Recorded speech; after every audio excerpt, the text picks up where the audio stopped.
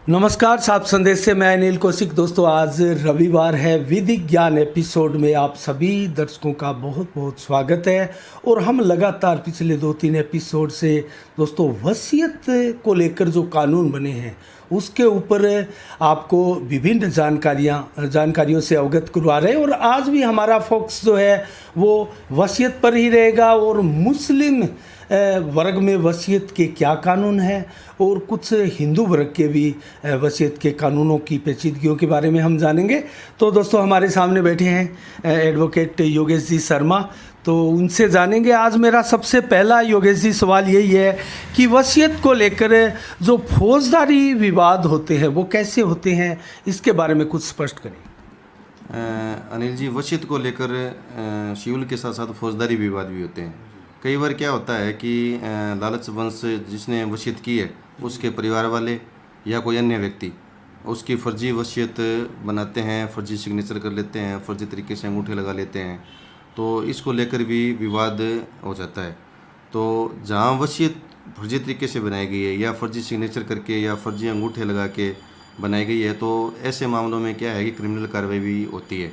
Civil कार्रवाई भी होती है और क्रिमिनल कार्रवाई भी होती है। लेकिन क्रिमिनल कार्रवाई होती है वो काफ़ी इफेक्टिव होती है, क्योंकि जिस व्यक्ति को ये लगता है कि उसके पिता ने ऐसी वसीयत की नहीं है या उसके वारिसान को किसी को एक को लगता है कि एक पुत्र ने या एक पुत्री ने वसीयत फर्जी बना ली है और वो उसने वसीयत की नहीं है, या उसकी कोई बीमारी को की फ़ायदा उठाकर या उसके अनसाउंड माइंड होने का या फ़ायदा उठाकर या किसी गंभीर बीमारी का फ़ायदा उठाकर गलत तरीके से प्रभाव में लेकर वसीयत बना ली जाती है। तो इसमें क्या है कि फौजदारी कार्रवाई भी होती है। इसके तहत क्या होता है कि सबसे पहले जो वसीयत फर्जी बनाई गई है या उसको कहीं काम में लिया गया है तो उसमें उसकी नकल लेकर और पुलिस में एक एप्लीकेशन दी जा सकती है। इस तरीके से मेरे फ़लाँ रिश्तेदार ने या मेरे फ़लाँ भाई ने इस तरीके से एक फर्जी वसीयत बना ली है, उसमें सिग्नेचर मेरे पिता के नहीं है या उसके अंगूठे नहीं हैं या उनके अंगूठे इस तरीके से लगवाए गए थे या वो बीमार थे, वो इस तरीके से वसीयत करने में सक्षम नहीं थे या उनकी बीमारी इतनी गंभीर थी कि वो इस बात को समझ नहीं सकते थे, तो ये फर्जी है, वो वसीयत है वो फर्जी बनाई गई है। तो इसमें फौजदारी कार्रवाई की जा सकती है। सबसे पहले तो ये पुलिस का काम है। यदि पुलिस इस तरीके से वसीयत के मामले में फर्जी होने की जांच नहीं करती है या कोई रिजल्ट अच्छा नहीं देती है, तो एफआईआर दर्ज नहीं करती है, तो सबसे पहला रिलीफ ये है कि न्यायालय के मार्फत 156(3) में पूरे दस्तावेज पेश करके और वसीयत के फर्जी होने के प्राथमिक प्रमाण पेश करके और 156(3) के तहत कोर्ट से आदेश करवा के और पुलिस के ऊपर ये कोर्ट आदेश कर देती है कि आप इस मामले में एफआईआर दर्ज करें और इन्वेस्टिगेशन करें। यदि पुलिस को उसमें इन्वेस्टिगेशन करना पड़ेगा और कुछ दस्तावेजी साक्ष्य उसमें क्या कलेक्ट करने पड़ेंगे और एक रिजल्ट तक पहुंचना पड़ेगा। तो ये तरीका है फर्जी वसीयत यदि कोई काम में ले रहा है या उसका कोई लाभ किसी ने उठाया तो उस पर कार्रवाई करने का ये होता है। दूसरा ये होता है, कई बार पुलिस क्या करती है कि एफआईआर दर्ज कर भी लेती है कोर्ट के मार्फत और उसमें एक प्रकरण को झूठा मानकर एफआईआर ले आती है। तो उस स्थिति में क्या होता है कि कोर्ट जिसने परिवाद पेश किया है, एफआईआर दर्ज करवाई है, तो वो न्यायालय में एक प्रोटेस्ट पेश करके और दस्तावेजी साक्ष्यों से अपने पिता के सिग्नेचर लाकर जो पहले कहीं किए हैं या अंगूठा कहीं लगाया है तो अंगूठे फर्जी हैं तो उनको साबित कर सकता है, या उनको भी किसी गंभीर बीमारी के चलते उनको प्रभाव में लेकर कोई कराई गई है तो वो दस्तावेज पेश करके उस वसीयत को झूठा साबित करवा सकता है। तो ये फौजदारी कार्रवाई इसमें की जा सकती है। तो न्यायालय क्या करता है कि उसमें डायरेक्ट कॉन्गिजेंस यानी प्रसंज्ञान ले सकता है। जिन्होंने ये मतलब आपराधिक कृत्य किया तो उनको कोर्ट तलब कर लेती है, और जहाँ प्रथम दृष्टया कोर्ट ये मान लेती है कि ये वास्तव में फर्जी वसीयत बनाई गई थी तो वसीयत कैंसिलेशन का भी आधार बन जाती है। तो धारा 420 में और 467, 471 जो आईपीसी की धारा है उनमें ये प्रावधान है भी, यदि कोई व्यक्ति फर्जी वसीयत वैल्यूएबल डॉक्यूमेंट जो होता है तो बनाता है तो उसमें सज़ा का प्रावधान है और कार्रवाई उसमें कोर्ट में होती है, क्योंकि ये दस्तावेजी साक्ष्य होते हैं। तो यदि फर्जी आपने साबित करती तो ऑलमोस्ट ये लगभग प्रूव भी होता है। तो ये कार्रवाई इन धाराओं में, आईपीसी की धाराओं में दंडनीय अपराध है। तो वकील जी, आपने बहुत ही शानदार तरीके से और विस्तार से जो फौजदारी विवाद है इसको लेकर उसके बारे में बताया। इससे जुड़ा हुआ एक थोड़ा सा मेरे दिमाग में अभी क्वेश्चन आया है। जैसे कोई वसीयत करता है और वो दूसरा विवाह कर लेता है, तो क्या वसीयत के विखंडन होने की यहाँ कोई ऐसी नौबत आती है तो उसके बारे में क्या थोड़े कानून बने हैं? देखिए जी, वसीयत का मतलब होता है इच्छा पत्र होता है। तो जो वसीयत कर रहा होता है उसकी इच्छा होती है कि वो प्रॉपर्टी किसको दे। इससे दूसरे विवाह से कोई फ़र्क नहीं पड़ता। यदि उसकी प्रॉपर्टी आदमी की स्वयं की प्रॉपर्टी है और उसका इच्छा है कि मैं उस जिस व्यक्ति को देना चाहे, चाहे वो पहली संतान को देना चाहे, चाहे वो दूसरी संतान को देना चाहे, यदि उसने वसीयत कर दी है और वो वसीयत एज पर लॉ वसीयत सही है, उसके पूरे जो नॉर्म्स हैं उसका पालन किया गया है और वो व्यक्ति स्वचित है और वसीयत करने में सक्षम है और कानूनी प्रावधान को ध्यान में रखते हुए वसीयत की गई है और उसको अधिकार था कि वसीयत कर सके, तो ऐसी वसीयत बिल्कुल कानून मान्य होती है और उससे दूसरे विवाह या तीसरे विवाह का कोई फर्क नहीं पड़ता। जिन व्यक्तियों का उसने नाम लिख दिया, चाहे वो रिश्तेदार हो और चाहे वो उसकी संतान पहली हो या दूसरी पत्नी से संतान हो, तो वसीयत उसके पक्ष में कर देता है, तो वसीयत का लाभ उन्हीं को मिलेगा जिनके पक्ष में उसने नाम लिख के वसीयत की है। चलो, बहुत बहुत धन्यवाद है, आपने इसको क्लियर करके बताया। तो वसीयत को लेकर हिंदू कानून और मुस्लिम कानून आखिर क्या है? देखिए जी, ये एक बहुत अच्छा प्रश्न किया है। देखिए, वसीयत एक ऐसा है कि जिसमें एक हिंदू व्यक्ति जो हिंदू विधि से शासित होता है, एक मुस्लिम व्यक्ति जो मुस्लिम विधि से शासित है, दोनों को वसीयत करने का अधिकार होता है। लेकिन यहाँ एक इतना फ़र्क है कि जो जन्म जो बाई बर्थ जो राइट होता है वो सिर्फ हिंदू को मिलता है, मुस्लिम को नहीं मिलता है। क्या होता है कि हिंदू का उसकी जो पैतृक संपत्ति होती है, एक हिंदू का बाई बर्थ राइट हो जाता है। जैसे ही बच्चा जन्मा, उसका पैतृक संपत्ति में बाई बर्थ उसका हक निहित हो जाता है। तो इसलिए जो वसीयत लगभग होती है वो स्वयं के द्वारा पैदा करदा संपत्ति की वसीयत होती है। यदि पैतृक संपत्ति की वसीयत किसी हिंदू ने कर दी है, तो यदि वो किसी के अधिकारों को डिफीट कर रही है, तो वो व्यक्ति उसकी संतान है तो वो उस वसीयत को चैलेंज कर सकती है, तो वो वसीयत कैंसिल हो जाती है। एक बात ये।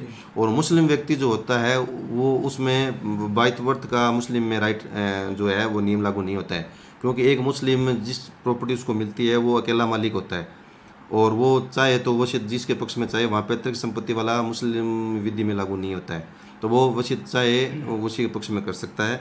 और उसकी वसीयत चूँकि वो अकेला मालिक होता है तो इसलिए उस वसीयत को चैलेंज नहीं किया जा सकता। दूसरा क्या होता है कि वसीयत के संबंध में जो उत्तराधिकार जो नियम है वो मुस्लिम में अलग है, हिंदू में अलग है। मुस्लिम में क्या होता है कि एक व्यक्ति जब तक जीवित है वो खुद मालिक है, खुद अपनी संपत्ति का उपयोग कर सकता है। उसके जीवन काल में उसके संतान उस प्रॉपर्टी को चैलेंज नहीं कर सकते कि हमारे दादा परदादा से मिली हुई है। तो हिंदू में इसका उल्टा होता है। हिंदू में क्या है कि एक व्यक्ति की यदि कोई दादालाई प्रॉपर्टी या पैतृक संपत्ति कोई है तो उसकी संतान इसको चैलेंज कर सकती है कि ये प्रॉपर्टी में हमारा हक हिस्सा नहीं था। उसके जीवन काल में बिल्कुल कर सकती है और उसके मरने के बाद भी कर सकते हैं। लेकिन मुस्लिम में ऐसा नहीं होता है। मुस्लिम में जो डिवाइडेशन होता है, हिंदू में डिवाइडेशन होता है, एक व्यक्ति के मरने के बाद में प्रॉपर्टी में हिस्सा बराबर उसके वारिसान को जाती है। लेकिन मुस्लिम में ऐसा नहीं होता है। मुस्लिम में उसके लड़कों को अलग हिस्सा मिलता है, उसकी बेटियों को अलग हिस्सा मिलता है और उसकी प्रॉपर्टी को उसकी पत्नी जो होती है उस प्रॉपर्टी का अलग हिस्सा मिलता है। तो ये दोनों में अलग अलग सिस्टम होता है, लेकिन वसीयत करने का दोनों को अधिकार होता है। अच्छा, मुस्लिम विधि अंतर्गत जैसे वसीयत बनाने का शरीयत कानून फिर हम क्या माने, क्या है? देखिए जी, मुस्लिम वसीयत का है तो वो काफ़ी पुराने समय से मुस्लिम में जो शरीयत वगैरह है उसमें वसीयत का दिया हुआ है। तो एक व्यक्ति अपनी वसीयत कर सकता है, ठीक है। तो उसमें कहीं ये बाउंड नहीं है शरीयत में भी कि वसीयत नहीं कर सकता। मुस्लिम जो पुराने जो मुस्लिम की जो सिस्टम है, जो मान्यता है, उसमें वसीयत करने का भी प्रोविज़न है कि एक आदमी अपनी प्रॉपर्टी का मैनेजमेंट कर सकता है। तो बिल्कुल है, मुस्लिम भी कर सकता है, हिंदू भी वसीयत कर सकता है। कहीं बाउंडेशन नहीं है इसमें। मुस्लिम महिला अपनी संपूर्ण वसीयत को वसीयत कर सकती है संपत्ति? हाँ, बिल्कुल कर सकती है। देखिए, यहाँ कोई आदमी और औरत का नहीं है, वहाँ व्यक्ति शब्द का होता है।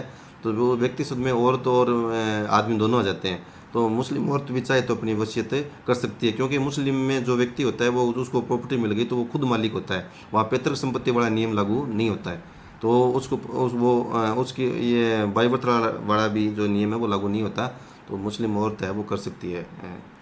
अच्छा, मुस्लिम वर्ग में कितने प्रतिशत संपत्ति की वसीयत की जा सकती है? ये अपन जब मुस्लिम विधि के संबंध में बात करेंगे तो ये काफ़ी लंबा चौड़ा एक टॉपिक है। तो इसमें आपको बताएंगे भी अलग कौन से। कितना कितना कर सकता है और वो कितना कितना कहाँ इन्वेस्ट कर सकता है। जी, तो ये काफ़ी लंबा चौड़ा है, तो इसलिए अगला जो अपन ले रहे हैं मुस्लिम विधि के बारे में, तो अगला टॉपिक अपना यही है कि मुस्लिम विधि क्या है और उसका उत्तराधिकार का नियम क्या होता है। तो उसमें हम अब आपको बिल्कुल एक एक तो बताएंगे भी एक मुस्लिम व्यक्ति संपत्ति को किस तरीके से काम में ले सकता है, उसका कितना दान कर सकता है, कितनी वसीयत कर सकता है और कितना उत्तराधिकार में उसका डिवाइडेशन होगा, तो वो अपना अपने टॉपिक में करेंगे। चलो, बहुत बहुत धन्यवाद वकील जी। आज आपको अनंतर कहीं जाना भी था, तो हमें ये रविवार का एपिसोड भी बनाना था। तो अगले एपिसोड में ज़रूर हम मुस्लिम समाज को लेकर जो वसीयत की पेचीदगियाँ हैं और क्या कानून है विस्तार से दोस्तों ये हम जानेंगे। तो एक एपिसोड और हम इसके लिए वसीयत के लिए मुस्लिम वर्ग को लेकर विशेष तौर से रखेंगे। तो उत्तराधिकार भी साथ में आ जाएगा। जी जी जी, तो इसको लेकर विस्तार से वकील जी जो है हमें बताएंगे। तो आज के एपिसोड में दोस्तों इतना ही। अगले एपिसोड में फिर मुस्लिम समाज के लिए उनके उत्तराधिकारी को लेकर और अन्य जो भी पेचीदगियाँ इसको लेकर कानून में विद्यमान हैं, उन सभी विषयों पर हम विस्तार से बात करेंगे। तो आज के लिए इतना ही। कैसा लगा आपको ये एपिसोड, और लगातार जो ये एपिसोड हम चला रहे हैं दोस्तों, आपको इससे जुड़ी हुई अगर कोई शिकायत है या कोई चीज़ आपको पूछनी है तो आप हमें कमेंट्स बॉक्स में भी पूछ सकते हैं। और एडवोकेट योगेश जी शर्मा के नंबर भी इसके लिए उपलब्ध है। तो हमने पिछले भी कई अंकों में आपको नंबर दिए हैं, इसमें भी हम आपको योगेश जी के नंबर देंगे। शाम को 6 से 7 बजे के बीच में आप किसी भी समय फ़ोन करके उनसे राय ले सकते हैं। तो आज के लिए इतना ही। अगले एपिसोड में मिलते हैं मुस्लिम वर्ग से संबंधित जानकारियों के लिए। तो साफ संदेश से मैं अनिल कौशिक, नमस्कार, जय भारत, जय जय राजस्थान।